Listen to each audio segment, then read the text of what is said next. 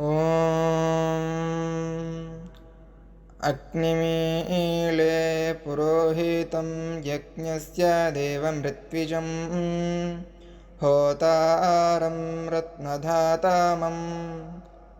अग्निः पूर्वेभिर्षिभिरेड्यो नोतनैरुता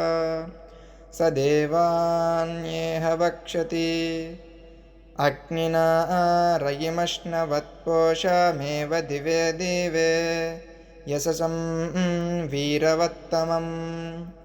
अग्नेयं यज्ञमध्वरं विश्वतः परिभूरसि स इद्देवेषु गच्छति अग्निर्होता कविक्रातुः सत्यश्चित्रश्रावस्तमः देवो देवेभिरगमत् यदङ्गदाशुषे त्वमग्ने भद्रं करिष्यसि तवेत्तत्सत्यमङ्गिरः उपत्वाग्ने दिवे दिवे दोषावस्तर्धिया वयं नमो भरन्त एमासि राजन्तमध्वराणां गोपामृतस्य दीदिविं वर्धमानं स्वेदमे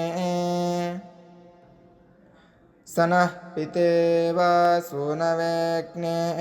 सोपायनो भव स च स्वानः स्वस्तये ॐ शान्तिः शान्तिः शान्तिः।